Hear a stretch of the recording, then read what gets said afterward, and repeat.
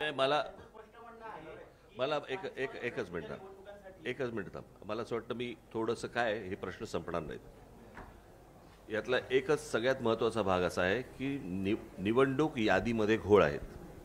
निवडणुकीच्या यादीतले घोळ दोन्ही राज्य आणि केंद्रीय निवडणूक आयोगातल्या प्रतिनिधींना आम्ही त्यांच्यासमोर ठेवलेले आहेत. ते सुधारले पाहिजेत आणि ते सुधारून विरोधी पक्षाचं समाधान झालं पाहिजे, सत्ताधारी पक्षाचं समाधान झालं पाहिजे, कोणाचंही. परंतु जे निवडणुका लढवतात मला असं वाटतं त्या राजकीय पक्षाचं समाधान झाल्याशिवाय त्यांनी निवडणुका घेऊ नयेत.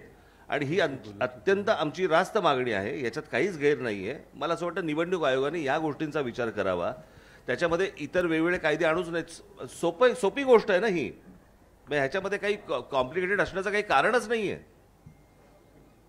आम्ही काही क्लिष्ट काही विषय बोलतच नाही आहोत की बाबा आम्ही मतदार याद्या दाखवलेल्या आहेत, मतदार याद्यांमध्ये बाबा घोळ आहे. थांबा ना, मी पण आलोय पहिला.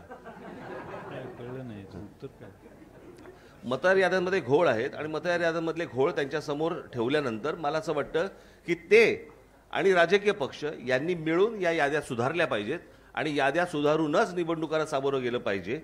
कारण जी लोक मतदान करतायत, म्हणजे जर समजा तुम्ही एक गोष्ट बघितली असेल, यातला एकच फक्त महत्त्वाचा भाग सांगतो की गेल्या 2024ची जी विधानसभा इलेक्शन झाली, या विधानसभा निवडणुकीनंतर 232 जागा या ह्यांच्या युतीच्या महायुतीच्या निवडून आल्या. 232.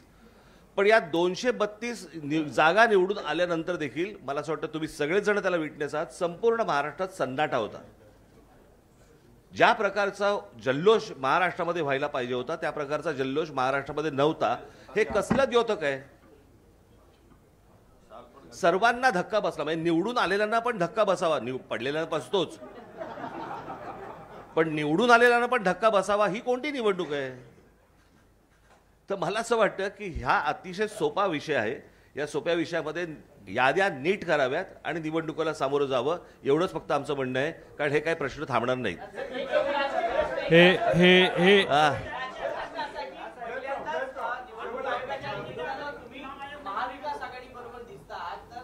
मला असं वाटतं मी 2017ला पण दिसलो होतो. प्रश्न असा आहे, मी तुम्हाला एकच गोष्ट सांग, ते असेल किंवा नसेल तो विषय नाहीये. प्रश्न असा आहे की या सगळ्या याच्यामध्ये एक गोष्ट लक्षात घ्या, आता निवडणूक होणार कशी होणार हे महत्वाचं आहे.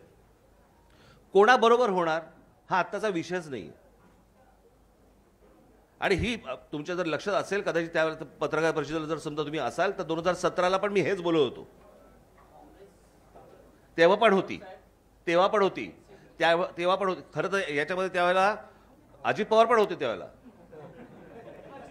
खरं तर त्यांनी यायला पाहिजे होतं आज. आणि त्यावेळेला ते तावाने बोलत पण होते, ते सांगत पण होते त्या सगळ्या गोष्टी.